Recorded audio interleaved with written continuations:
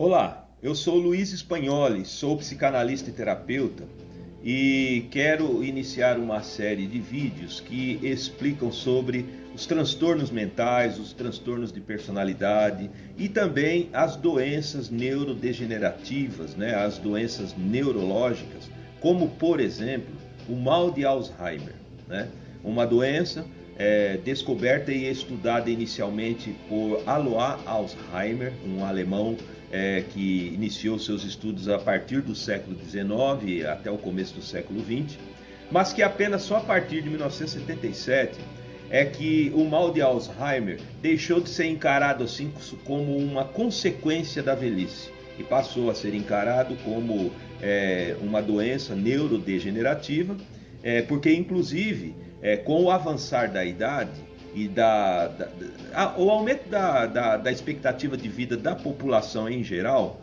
começou a surgir muito desse tipo de problema e inclusive afetando pessoas com menos de 50 anos. Então, hoje essa doença ela é tratada sob a ótica da ciência, da medicina, da neurologia, da psiquiatria, da psicologia e da psicanálise também.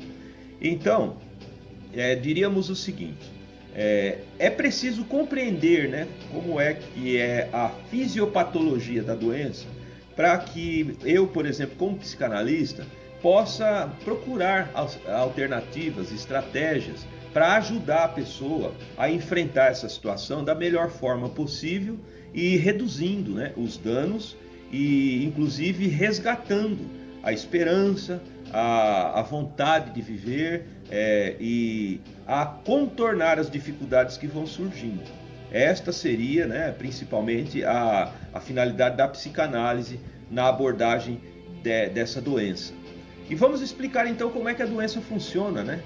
É uma doença terrível, conforme o quadro aqui do lado, como eu expliquei num outro vídeo, nosso cérebro ele é constituído pela unidade fundamental do sistema neurológico, que são os neurônios, como se fossem assim os tijolinhos de construção do sistema neurológico, onde o cérebro, o encéfalo é lá o centro desse sistema complexo, E esse sistema é o que controla todas as funções do nosso corpo e principalmente o cérebro é o órgão ou a máquina, digamos assim, o computador que gera, que cria a mente, que produz os fenômenos mentais, conscientes ou não.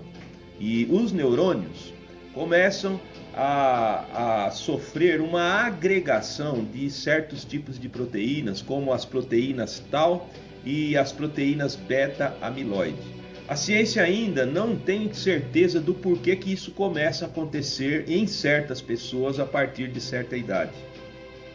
Mas ela sabe que são essas proteínas que, conforme a ilustração aqui, se agregam, principalmente neste filamento importante do neurônio, que vem a ser o axônio, que é como se fosse um cabo transmissor do sinal, E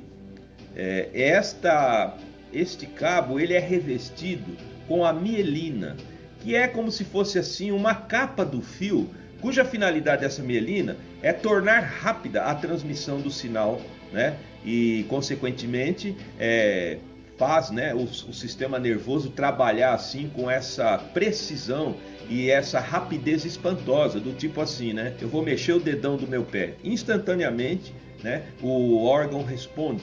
Então é por quê? Porque essa mielina ela acelera a transmissão do sinal, entende? Então é assim que funciona. E estas proteínas elas se agregam ali inadequadamente e inoportunamente, as mielinas, e acabam num primeiro momento prejudicando a transmissão do sinal de um neurônio para outro, e num segundo momento ela destrói literalmente os neurônios.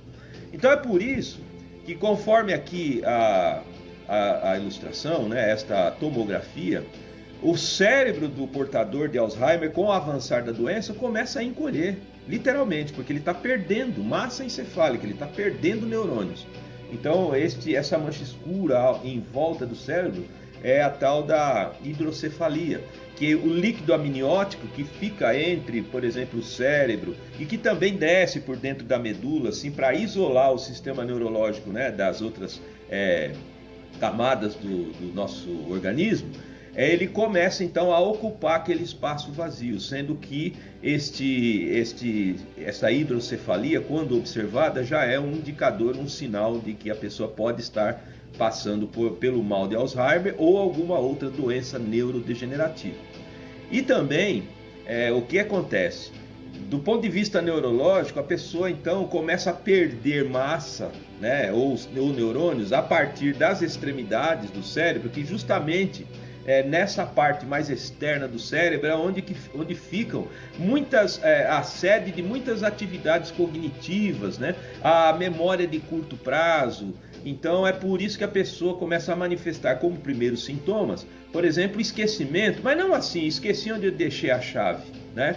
É esquecimento do tipo assim, a pessoa almoçou e depois de 1 hora ela quer almoçar porque ela não se lembra que já almoçou, né? Enfim, mas o problema é que a coisa vai avançando, aí a pessoa já vai tendo dificuldades de fala, ela começa a esquecer palavras, né? Ela começa a ter dificuldade para se comunicar. E também como a doença afeta o sistema límbico, que é essa parte aqui mais assim no meio do cérebro, onde fica ali a hipófise, onde fica o hipocampo, onde fica várias glândulas cerebrais, né, que controlam, por exemplo, nossas emoções, né, e nossas reações, muito daquilo, né, que faz parte do nosso comportamento e das nossas atitudes. Então, como aquilo ali também começa a sofrer perda de massa, né, massa cerebral, começa também a causar esses distúrbios de personalidade, distúrbios de comportamento, e aí a coisa começa a ficar complicada. Uma pessoa que sempre foi calma começa a ficar agressiva, uma pessoa que nunca falou palavrão começa a falar palavrão. Mas isso acontece por quê? Porque começa a haver ali um colapso, né, de todas as funções, e isso implica em grande sofrimento, tanto para o portador da doença, dessa doença terrível, como para as pessoas que estão em volta. Porque devido talvez à ignorância de não compreender a fisiopatologia da doença, as pessoas começam, logicamente, a se irritar com essas atitudes, né? E com essas debilidades que a pessoa começa a apresentar. Então, aí o que acontece? É aí que entra não apenas o neurologista, mas aí precisa entrar o psiquiatra, precisa entrar na história o psicólogo e o psicanalista, né? Para aqueles que preferem a psicanálise. Por quê? Porque primeiro ele vai ajudar as pessoas em volta a compreenderem o que está acontecendo, né? E vai ajudar o paciente também a, por exemplo, no caso da psicanálise, que é a minha área, o psicanalista vai tentar resgatar memórias, fatos, desejos, sentimentos que estão abrigados no inconsciente, que é justamente, né, a base da teoria psicanalítica de Freud, né? O nosso inconsciente abriga ali um gigantesco, né, volume de informações, de sentimentos, de acontecimentos, de sentimentos, enfim, que estão ali guardados como se fosse na lixeira do computador.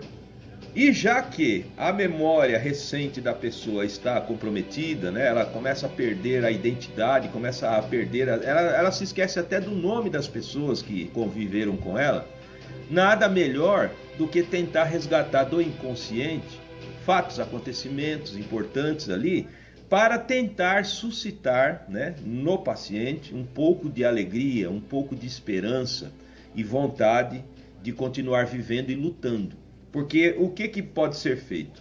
Por enquanto, o mal de Alzheimer ainda não tem uma cura.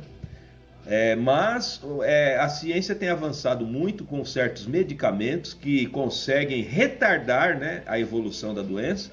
E ao mesmo tempo, a neurologia hoje sabe que quando você sente alegria, por exemplo, quando você lembra de alguma coisa interessante e engraçada que te suscita um sorriso, aquilo estimula o cérebro a funcionar, que por sua vez faz o cérebro realizar a tal da neurogênese, quer dizer, criar novos neurônios e novas conexões. Então é por isso que sempre se estimula a pessoa que está passando por esse problema a fazer palavra cruzada, a não deixar de se associar com os amigos, não deixar, assim, na medida do possível, é claro, de fazer as coisas que ela gosta, não deixar de sentir prazer e alegria, porque essas emoções, esses sentimentos, esses processos mentais estimulam o cérebro a produzir novas conexões. E isso acontece muito quando a pessoa procura se alegrar. E a psicanálise, ela vai tentar ajudar a pessoa a encontrar esses caminhos, para ela estimular sua mente a buscar o que está guardado no inconsciente, que será muito bem aproveitado e usado numa hora dessa. Eu, como psicanalista e terapeuta, me proponho a ajudar essas pessoas e aos familiares que passam por isso. E os resultados podem ser muito bons. E se você quiser, faça um contato comigo pelo meu WhatsApp, que está aqui nos comentários. Podemos marcar uma consulta, sendo que a primeira consulta, eu gosto de repetir, é gratuita, e onde podemos iniciar um trabalho que com certeza beneficiará em muito tanto o paciente como as pessoas que estão ao redor.